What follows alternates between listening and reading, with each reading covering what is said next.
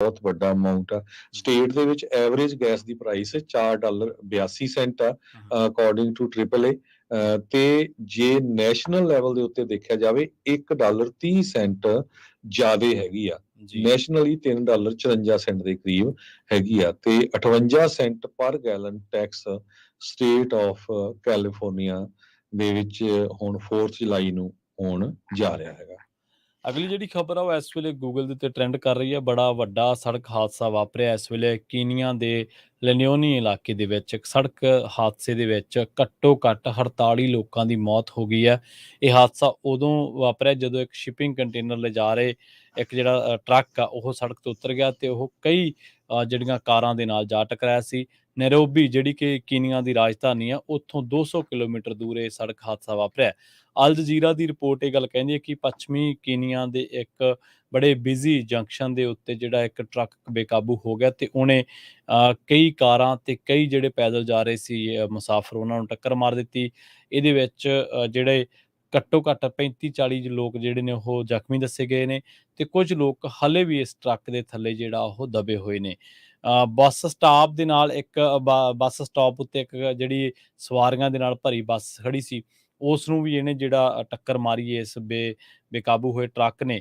ਤੇ ਹੁਣ ਤੱਕ ਇਸ ਸੜਕ ਹਾਦਸੇ ਦੇ ਵਿੱਚ 48 ਲੋਕਾਂ ਦੀ ਮੌਤ ਹੋ ਚੁੱਕੀ ਹੈ। 30 ਤੋਂ ਵੱਧ ਲੋਕ ਗੰਭੀਰ ਜ਼ਖਮੀ ਹੈ ਜਿਨ੍ਹਾਂ ਨੂੰ ਵੱਖ-ਵੱਖ ਹਸਪਤਾਲਾਂ ਦੇ ਵਿੱਚ ਲਿਜਾਇਆ ਜਾ ਰਿਹਾ। ਤੇ ਇਹ ਜਿਹੜਾ ਸੜਕ ਹਾਦਸਾ ਵਾਪਰਿਆ ਇਹ ਲੁੰਡਿਆਨੀ ਇਲਾਕਾ ਜਿਹੜਾ ਪੱਛਮੀ ਕੀਨੀਆ ਦੇ ਆਲੇ ਦੁਆਲੇ ਪੈਂਦਾ, ਇਹ ਪੱਛਮੀ ਕੀਨੀਆ ਦੇ ਇਲਾਕਿਆਂ 'ਚ ਪੈਂਦਾ ਤੇ ਇਹ ਜਿਹੜੀ ਇਹਦੀ ਰਾਜਧਾਨੀ ਹੈ ਉਹਦੇ ਤੋਂ ਤਕਰੀਬਨ 200 ਕਿਲੋਮੀਟਰ ਦੂਰ, ਨੈਰੋਬੀ ਤੋਂ 200 ਕਿਲੋਮੀਟਰ ਦੂਰ ਇਹ ਸੜਕ ਹਾਦਸਾ ਵਾਪਰਿਆ ਜੀ।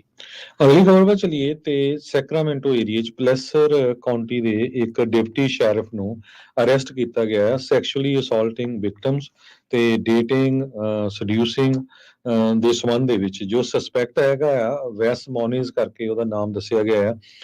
ਕਹਿੰਦੇ ਉਸ ਨੂੰ ਰੇਪ ਤੇ ਫੋਰਸਿਬਲੀ ਸੋਡੋਮੀ ਤੇ ਇੰਟੌਕਸੀਕੇਟਡ ਪਰਸਨ ਨਾਲ ਉਹਦੇ ਸੰਬੰਧ ਦੇ ਵਿੱਚ ਅਰੈਸਟ ਕੀਤਾ ਗਿਆ ਆ। ਇਹ ਉਦੋਂ ਵਾਪਰਿਆ ਜਦੋਂ ਕੁਝ ਦਿਨ ਪਹਿਲਾਂ ਨਾਰਦਰਨ ਕੈਲੀਫੋਰਨੀਆ ਦੀ ਸੇਮ ਡਿਪਾਰਟਮੈਂਟ ਚੋਂ ਇੱਕ ਹੋਰ ਪੁਲਿਸ ਆਫਿਸਰ ਨੂੰ ਵੀ ਸੈਕਸ ਕ੍ਰਾਈਮ ਦੇ ਅੰਡਰ ਅਰੈਸਟ ਕੀਤਾ ਗਿਆ ਸੀ। ਸੋ ਇਸ ਡਿਪਾਰਟਮੈਂਟ ਦੇ ਚੀਫ ਨੇ ਇਹ ਕਿਹਾ ਕਿ ਸਾਨੂੰ ਬਹੁਤ ਦੁੱਖ ਹੋਇਆ ਕਿ ਇੱਕ ਹੋਰ ਬਹੁਤ ਹੀ ਮਾੜੀ ਖਬਰ ਜਿਹੜੀ ਆ ਉਹਨਾਂ ਦੀ ਡਿਪਾਰਟਮੈਂਟ ਦੇ ਨਾਲ ਰਿਲੇਟਡ ਆਈ ਹੈਗੀ ਆ। ਸ਼ੈਰਿਫ ਡਿਪਾਰਟਮੈਂਟ ਨੇ ਐਲਾਨ ਕੀਤਾ ਸੀ ਵੀ ਜਿਹੜੀਆਂ ਐਲੀਗੇਸ਼ਨਸ ਲੱਗੀਆਂ ਆ ਡਿਪਟੀ ਸ਼ੈਰਿਫ ਮੋਨਿਸ ਦੇ ਉੱਤੇ ਉਹ ਮਾਰਚ ਦੇ ਵਿੱਚ ਲੱਗੀਆਂ ਸੀ। ਸੋ ਉਹਦੀ ਇਨਵੈਸਟੀਗੇਸ਼ਨ ਹੋਈ ਜਿਹਦੇ ਵਿੱਚ 2 ਵਿਕਟਮ ਜੋ ਉਹਦੀ ਡੇਟਿੰਗ ਰਿਲੇਸ਼ਨਸ਼ਿਪ ਦੇ ਵਿੱਚ ਸੀਗੇ ਉਹ ਅੱਗੇ ਆਏ, ਉਹਨਾਂ ਨੇ ਸਟੇਟਮੈਂਟ ਜਾਰੀ ਕੀਤੀਆਂ ਤੇ ਹੁਣ ਉਸ ਨੂੰ ਅਰੈਸਟ ਕਰਕੇ ਪਲੇਸਰ ਕਾਉਂਟੀ ਦੀ ਜੋ ਜੇਲ੍ਹ ਆ ਉਹਦੇ ਵਿੱਚ ਰੱਖਿਆ ਗਿਆ ਤੇ ਉਸ ਨੂੰ ਬੇਲ ਵੀ ਨਹੀਂ ਦਿੱਤੀ ਗਈ। ਸ਼ੈਰਿਫ ਵੇਨ ਵੂ ਉਹਨਾਂ ਨੇ ਸਟੇਟਮੈਂਟ ਜਾਰੀ ਕੀਤੀ ਆ ਵੀ ਸਾਡਾ ਕੋਈ ਵੀ ਜਿਹੜਾ EMPLOYEE ਆ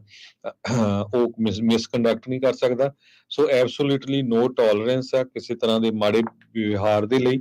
ਸੋ ਇਸ ਕਰਕੇ ਜੋ ਆ ਇਸ ਨੂੰ ਅਰੈਸਟ ਕੀਤਾ ਗਿਆ ਹੈਗਾ ਆ। ਜੌਨ ਪਰਸਿੰਗਰ ਇੱਕ ਫਾਰਮਰ ਡਿਪਟੀ ਹੈਗੇ ਪਲੇਸਰ ਕਾਉਂਟੀ 'ਚ, ਉਹਨਾਂ ਨੂੰ ਬੁੱਧਵਾਰ ਨੂੰ ਅਰੈਸਟ ਕੀਤਾ ਗਿਆ ਸੀ ਸੋਲਿਸਟਿੰਗ ਸੈਕਸ ਵਰਕਰਸ।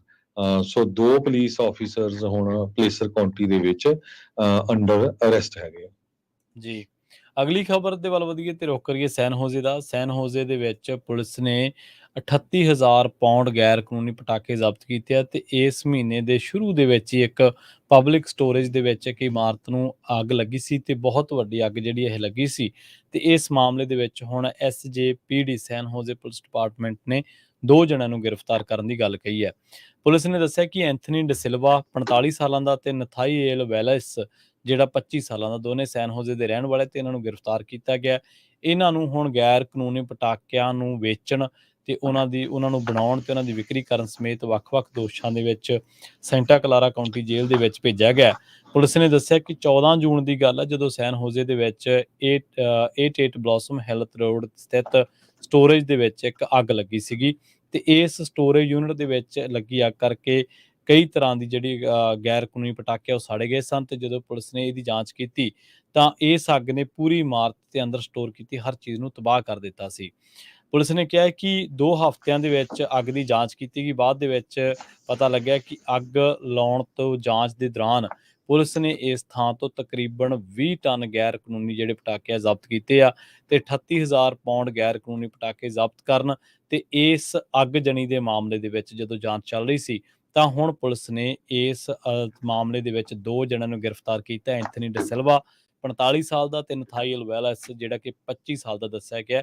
ਸੈਨ ਹੋਜ਼ੇ ਪੁਲਿਸ ਡਿਪਾਰਟਮੈਂਟ ਨੇ ਇਸ ਗ੍ਰਿਫਤਾਰੀ ਦੀ ਪੁਸ਼ਟੀ ਕੀਤੀ ਹੈ ਤੇ ਇਹਨਾਂ ਦੋਨਾਂ ਨੂੰ ਸੈਂਟਾ ਕਲਾਰਾ ਕਾਉਂਟੀ ਜੇਲ੍ਹ ਦੇ ਵਿੱਚ ਭੇਜ ਦਿੱਤਾ ਗਿਆ। ਜੀ ਜੀ ਅਗਲੀ ਖਬਰ ਚਲੀਏ। ਕੈਲੀਫੋਰਨੀਆ ਦੇ ਵਿੱਚ ਇੱਕ 34 ਸਾਲਾ ਬੰਦਾ 13,000 ਫੁੱਟ ਦੀ ਪੀਕ ਜੋ ਆ ਪਹਾੜੀ ਦੀ ਉੱਤੋਂ ਡਿੱਗ ਪਿਆ ਤੇ ਉਹਦੀ ਜਿਹੜੀ ਆ ਮੌਤ ਹੋ ਗਈ ਹੈਗੀ ਆ।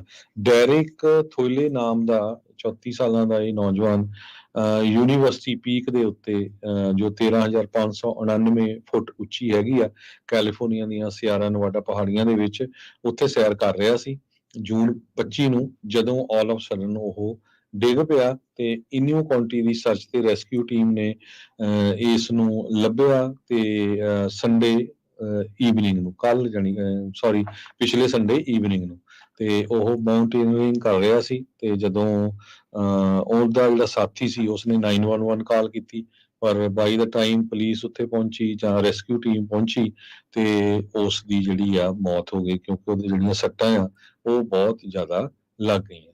ਜੀ ਸੈਕਰਾਮੈਂਟੋ ਦੇ ਵਿੱਚ ਅਕਸਰ ਗੋਲੀ ਚੱਲਣ ਦੀਆਂ ਵਾਰਦਾਤਾਂ ਜਿਹੜੀਆਂ ਨੇ ਵਾਪਰਦੀਆਂ ਰਹਿੰਦੀਆਂ ਨੇ ਤੇ ਅਕਸਰ ਹੀ ਇਸ ਮਾਮਲੇ ਦੇ ਵਿੱਚ ਜਿਹੜੀ ਉੱਥੋਂ ਦੀ ਕਾਨੂੰਨ ਵਿਵਸਥਾ ਉਹ ਵੀ ਸਵਾਲਾਂ ਦੇ ਘੇਰੇ ਦੇ ਵਿੱਚ ਰਹਿੰਦੀ ਹੈ। ਹੁਣ ਇੱਕ ਵਾਰ ਮੁੜ ਤੋਂ ਸੈਨ ਹੋਜ਼ੇ ਦੇ ਵਿੱਚ ਗੋਲੀਆਂ ਚੱਲਣ ਦੀ ਵਾਰਦਾਤ ਵਾਪਰੀ ਹੈ ਤੇ ਇਹਦੇ ਵਿੱਚ 4 ਜਣੇ ਜ਼ਖਮੀ ਦੱਸੇ ਗਏ ਨੇ। ਇਹ ਗੋਲੀਬਾਰੀ ਵਾਪਰੀ ਹੈ। ਗੋਲੀਬਾਰੀ ਦੀ ਘਟਨਾ ਫਲੋਰਿਨ ਤੇ ਪਾਵਰਿਨ ਸੜਕਾਂ ਦੇ ਉੱਤੇ ਅੱਜ ਇੱਥੇ ਦੱਖਣ ਪੱਛਮੀ ਕਿਨਾਰਿਆਂ ਦੇ ਉੱਤੇ ਜਿਹੜੀ ਸੁਪਰ ਮਾਰਕੀਟ ਆ ਉਹਦੀ ਪਾਰਕਿੰਗ ਲੋਟ ਦੇ ਵਿੱਚ ਇਹ ਗੋਲੀਆਂ ਚੱਲਣ ਦੀ ਜਿਹੜੀ ਵਾਰਦਾਤ ਆ ਉਹ ਵਾਪਰੀ ਹੈ। ਪੁਲਿਸ ਨੇ ਇਹ ਗੱਲ ਦੱਸੀ ਹੈ, ਜਿਹੜੇ ਕਿ ਸੈਕਰਾਮੈਂਟੋ ਕਾਉਂਟੀ ਸ਼ੈਰਿਫ ਦਾ ਆਫਿਸ ਹੈ, ਕਿ ਸਾਰੇ ਜਿਹੜੇ ਪੀੜਤ ਹੈ ਉਹ ਬਾਲਗ ਨੇ ਤੇ ਸਾਰਿਆਂ ਦੀ ਜਿਹੜੀ ਜਾਨ ਆ ਉਹ ਇਸ ਵੇਲੇ ਖਤਰੇ ਤੋਂ ਬਾਹਰ ਹੈ ਤੇ ਹਸਪਤਾਲ ਦੇ ਵਿੱਚ ਉਹ ਆਪਣੇ ਆਪ ਹੀ ਜਿਹੜੇ ਚਲੇ ਗਏ ਸੀ। ਵਿਕਟਮਸ ਕੌਣ ਨੇ ਤੇ ਵਿਕਟਮਸ ਦਾ ਇਹ ਗੋਲੀਆਂ ਚਲਾਉਣ ਵਾਲੇ ਬੰਦੇ ਨਾਲ ਕੀ ਸੰਬੰਧ ਸੀ, ਇਸ ਬਾਰੇ ਪੁਲਿਸ ਨੇ ਹਾਲੇ ਕੋਈ ਵੀ ਜਾਣਕਾਰੀ ਨਹੀਂ ਦਿੱਤੀ ਹੈ। ਹਾਂ, ਪੁਲਿਸ ਨੇ ਇਹਨਾਂ ਜ਼ਰੂਰ ਦੱਸਿਆ ਕਿ ਵਾਰਦਾਤ ਨੂੰ ਲੁੱਟ ਦੇ ਇਰਾਦੇ ਨਾਲ ਅੰਜਾਮ ਜਿਹੜਾ ਉਹ ਨਹੀਂ ਦਿੱਤਾ ਗਿਆ।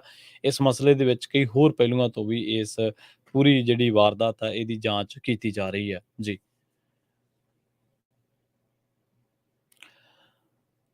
ਜੀ ਹਰਜੋਤ ਸਿੰਘ ਜੀ, ਤੁਹਾਡੀ ਆਵਾਜ਼ ਸਾਡੇ ਤੱਕ ਨਹੀਂ ਪਹੁੰਚ ਰਹੀ ਜੀ।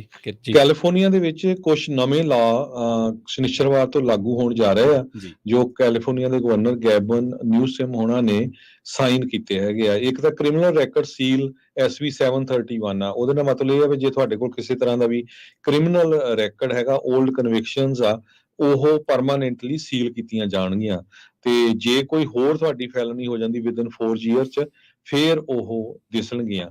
ਵਰਕਰਸ ਕੰਪਨਸੇਸ਼ਨ SV 216 ਇਹ ਆ ਵੀ ਜਿਹੜੇ ਕੰਟਰੈਕਟਰਸ ਆ ਉਹਨਾਂ ਦੇ ਕੋਲ ਜੇ ਵਰਕਰਸ ਕੰਪ ਇੰਸ਼ੋਰੈਂਸ ਹੈ ਨਹੀਂ ਤੇ ਉਹਨਾਂ ਦਾ ਲਾਇਸੈਂਸ ਲੂਜ਼ ਹੋ ਜਾਊਗਾ। ਵਰਕਰਸ ਕੰਪਨਸੇਸ਼ਨ ਪਹਿਲਾਂ ਵੀ ਰਿਕੁਆਇਰ ਕਰਦੀ ਆ ਪਰ ਉਹ ਇਨਫੋਰਸ ਨਹੀਂ ਕਰਦੇ ਸੀ, ਹੁਣ ਇਨਫੋਰਸ ਹੋਊਗਾ। ਰਿਮੋਟ ਕੋਰਟ ਅਪੀਅਰੈਂਸ SV 241 ਇਸ ਬਿੱਲ ਦੇ ਮੁਤਾਬਕ ਹੁਣ ਤੁਸੀਂ ਵੀਡੀਓ ਕਾਨਫਰੰਸ ਦੇ ਰਾਹੀਂ ਜਿਹੜਾ ਹੈ ਕੋਰਟ ਅਪੀਅਰੈਂਸ ਕਰ ਸਕਦੇ ਹੈਗੇ ਆ। ਗਨ ਲਾਸੂਟਸ SV 1327 ਪ੍ਰਾਈਵੇਟ ਸਿਟੀਜ਼ਨਸ ਹੁਣ ਉਹਨਾਂ ਕੰਪਨੀਆਂ ਨੂੰ ਸੂ ਕਰ ਸਕਦੇ ਆ ਜੋ ਫਾਇਰ ਆਰਮਸ ਨੂੰ ਸੈਲ ਕਰਦੀਆਂ ਹੈਗੀਆਂ, ਜਿਹੜੇ ਕਿ ਅਸੌਲਟ ਵੈਪਨਸ ਹੈਗੇ ਆ, ਗੋਸਟ ਗਨ ਪ੍ਰੋਡਕਟਸ ਹੈਗੇ ਆ।